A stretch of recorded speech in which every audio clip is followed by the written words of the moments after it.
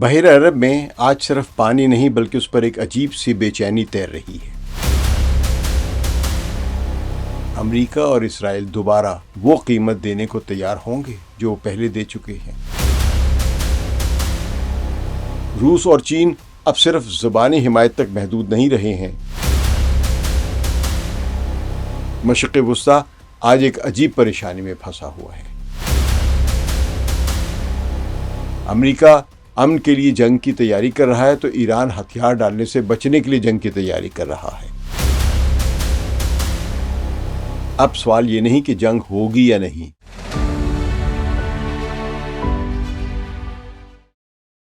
ثقلین امام کا سلام قبول کیجیے۔ بحر عرب میں آج صرف پانی نہیں بلکہ اس پر ایک عجیب سی بے چینی تیر رہی ہے، وہ بے چینی جو جنگ سے پہلے محسوس کی جاتی ہے۔ 13 فروری 2026 کی صبح جب امریکہ کا سب سے بڑا جنگی جہاز USS جیرالڈ فورڈ خلیج فارس میں پہلے سے موجود USS ابراہم لنکن سے جا ملنے کی تیاریاں کر رہا ہے تو دنیا کے سامنے 2 راستے ہوں گے۔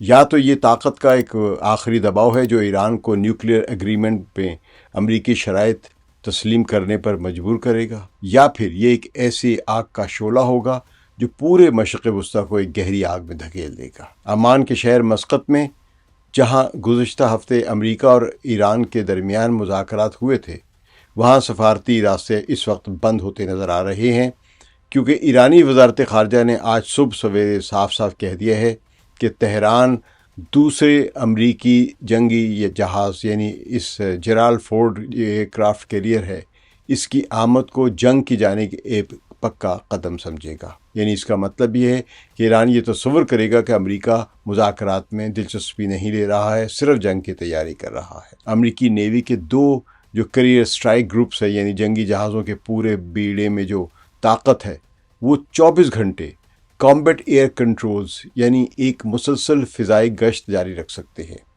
اور ساتھ ہی ساتھ ایران کے اندر 500 سے زیادہ ٹھکانوں پر حملے کر سکتے ہیں ایک ساتھ۔ تو ظاہر ہے اس پس منظر میں ایرانی فوجی سوچ جو ہے، یعنی اسٹریٹجک پیشنس سے اب صبر سے کام لینے والی جو پالیسی وہ چھوڑ کر اوفینسو ریڈینس یعنی حملہ کرنے کی اسٹریٹجی کی تیاری کر رہا ہے۔ ایران کی اس ہمت و جرأت کی جڑیں ہمیں جون 2025 کی 12 روزہ جنگ میں ملتی ہیں۔ مغربی ذرائع نے اس جنگ کو آپریشن مڈ نائٹ ہیمر کا نام دیا تھا، جس میں امریکہ اور اسرائیل نے دعویٰ کیا تھا کہ ایران کے نیوکلیئر مرکز فورڈو اور نتنز کو تباہ کر دیا گیا ہے، بلکہ صدر ٹرمپ نے تو خود کہا تھا کہ ایرانی نیوکلیئر انسٹالیشن اوبلیٹریٹ کر دی گئی ہیں۔ لیکن اصلی صورتحال اس سے کہیں الگ ہے۔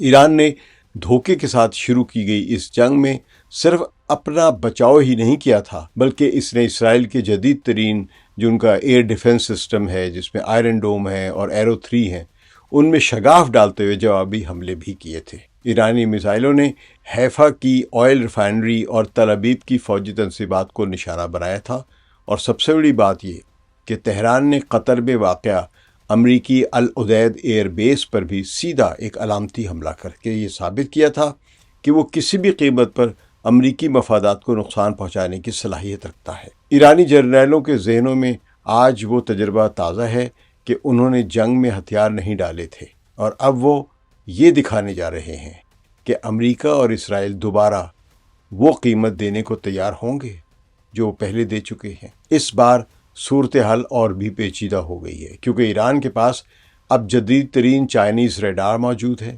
جس نے امریکی ایئر سپیریورٹی کو چیلنج کیا ہے۔ چین نے ایران میں YLC-8B نامی 3D دور تک دیکھنے والا ایک ریڈار نصب کیا ہے، جو اسٹیلتھ ایئر کرافٹ یعنی جو چھپ جاتے ہیں ریڈار میں دیکھے نہیں جا سکتے، ان طیاروں کا بھی پتہ لگانے کی صلاحیت رکھتا ہے۔ یہ اسٹیلتھ طیارے جو ہیں یا ایئر کرافٹ جو ہے، یہ مکمل طور پر پوشیدہ نہیں ہوتے ہیں، بلکہ ان کی خاصیت یہ ہے کہ ان کا پتہ لگانے میں دیر ہو جاتی ہے۔ امریکی F-35 طیارے ایکس بینڈ اور KU بینڈ ریڈار سے بچنے کے لیے بنائے گئے تھے، لیکن چینی YLC-8B radars ultra high frequency band پر کام کرتا ہے۔ اس بینڈ کی لہریں جب F-35 طیارے کو پروں اور اس کے جسم سے ٹکراتی ہیں تو ریزوننس ایفیکٹ یعنی ایک لہروں کی گونج پیدا ہوتی ہے، جس سے طیارہ ان چینی ریڈارز پر صاف نظر آنے لگتا ہے۔ یہ ریڈار 350 کلومیٹر دور تک اسٹیلتھ ایئر کرافٹ اور 700 کلومیٹر دور تک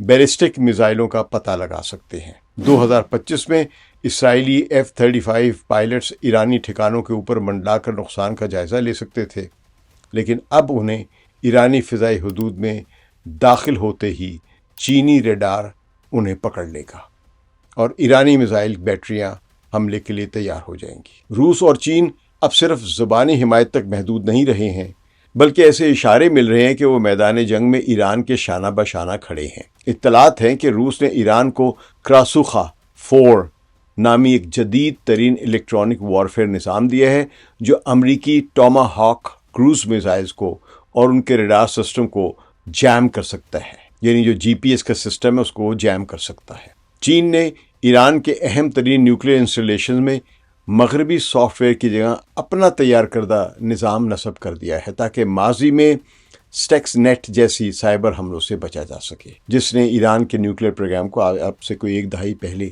اس سے بھی زیادہ کچھ پہلے بری طرح نقصان پہنچایا تھا۔ چین، روس اور ایران اس وقت خلیج عمان میں مل کر میری ٹائمز سیکیورٹی ڈرلز جو ہیں یعنی بحری مشقیں مکمل کر چکے ہیں، جس کا صاف پیغام یہ ہے کہ ایران پر حملہ ان تینوں ملکوں کے ساتھ سیدھا ٹکراؤ پیدا کر سکتا ہے۔ USS جیرالڈ آر فورڈ کی ڈپلائمنٹ کا اعلان 11 فروری کو صدر ڈونلڈ ٹرمپ اور وزیر اعظم بنجامن نیتن یاہو کی ملاقات کے 3 گھنٹے کی جو رہی تھی، اس کے صرف اگلے ہی دن یہ کیا تھا۔ ٹرمپ اگرچہ باہر سے ہی کہتے ہیں کہ انہوں نے عمان میں مذاکرات جاری رکھنے پر زور دیا تھا، لیکن ان کے اقدامات کچھ اور ہی کہانی سنا رہے ہیں۔ نیتن یاہو کا کہنا ہے کہ کوئی بھی معاہدہ جو ایران کے بیلسٹک میزائل اور پروگرام کو نظر انداز کرے وہ اسے قبول نہیں کرے گا۔ تو خیال کیا جا رہا ہے کہ دونوں رہنماؤں کے درمیان ایک خفیہ سمجھوتا طے پایا ہے، جس کے تحت ٹرمپ نیول آرمڈا اور سفارتی دباؤ سے ایران کو گھیرے میں لے رہے ہیں، جبکہ نیتن یاہو اکیلے ہی حملے کا ایک خطرہ برقرار رکھتے ہوئے اس بات کو یقینی بنا رہے ہیں کہ امریکہ ایران سے مذاکرات کے دوران شرائط میں نرمی نہ کرے، اور اگر اسرائیل کو ایسا معاہدہ ہوتا نظر آیا جو اس کو پسند نہ ہوا تو وہ شاید خود ہی اپنی جانب سے ہی ایران پر حملہ کر دے۔ سوال یہ ہے کہ کیا اسرائیل اکیلے ایران پر حملہ کر سکتا ہے؟ اسرائیل اس وقت کو ایک آخری موقع سمجھتا ہے، کیونکہ اس کے خیال میں ایران اندرونی طور پر معاشی بحران اور عوامی احتجاج میں گھرا ہوا ہے، جسے فی الحال کچل دیا گیا ہے۔ یہ اسرائیل کا خیال ہے، لیکن حقیقت یہ ہے کہ زاگروس پہاڑوں کے نیچے، جو کہ ایران کی ایک پہاڑی سلسلہ ہے، وہاں سینکڑوں میٹر گہرائی میں بنائی گئی ایران کی نیوکلیئر انسٹالیشنز F-3 فیسلٹی کو تباہ کرنے کے لیے اسرائیل کو امریکی GBU-57 MOP جیسے بھاری بھرکم بنکر بسٹر بم گرانے والے طیارے اور ایریل ری فیولنگ کی ضرورت ہوگی، جو اس کے پاس فی الحال کافی تعداد میں نہیں ہے۔ مشرق وسطیٰ آج ایک عجیب پریشانی میں پھنسا ہوا ہے۔